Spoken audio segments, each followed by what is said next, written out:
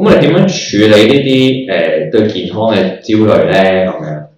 嗱，我成日都講咧，就係一定係源頭着手嘅。源頭嘅意思就係話咧，我哋要先聽咗患者或者可能老人家佢哋嗰個擔心嘅身體病症係啲咩先，係啦，即係唔好話即係佢一講話痛就即刻得啦睇醫生，咁係冇用嘅，係啦，即係當然啦係要睇醫生，咁但係個重點係你都要知多少少究竟其實佢係啲咩唔舒服咧咁樣，咁你先至知道究竟係睇邊一類型嘅醫生咁樣，係啦。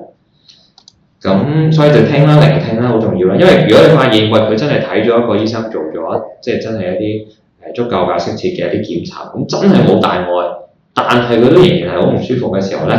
你就要諗啊，可能我係要揾一個心理嘅醫生啊，或者可能一啲精神科醫生啊去幫手。係啦，另一方面啦，就當然係即係好好咁保護，即係鍛鍊自己嘅身體啦。如果真係你其實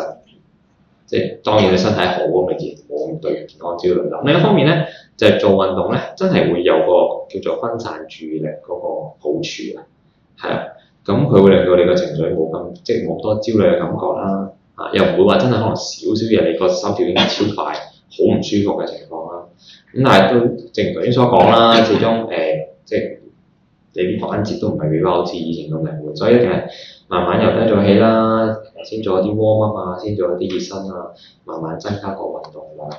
係啦。咁最後尾咧就係、是、要有均衡嘅飲食啦。咁但係咧，我覺得喺一啲有健康焦慮嘅老人家上面嚟講咧，我反而咧又覺得均衡飲食咧，我哋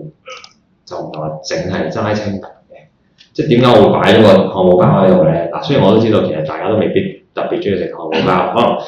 可能我諗個例子係燒腩仔嗰啲，可能大家會即係多啲共鳴啦。就係咧嗱，其實個病人已經好焦慮啦，佢已經好擔心自己咧會隨時再中風同埋心臟病嘅喎。咁但係咧，我哋有時都會講就我哋都要考慮個病人嘅生活質素。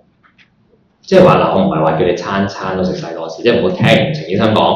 出去就爽食西多士或者叉燒唔得嘅，係唔可以餐餐食嘅。咁但係如果佢真係中意，例如燒腩仔，咁唔係話要日食，咁你耐唔耐食一次咯。我哋講可能啲叫 cheat meal 啊，或者啲放縱餐。咁先等佢明白到，喂，其實首先唔需要完美嘅喎，原來我哋唔需要話食嘢食到完美先冇事嘅喎。另一方面咧，就係等佢都有翻啲生活嘅樂趣啊。咁呢樣嘢我覺得其實都重要，即係。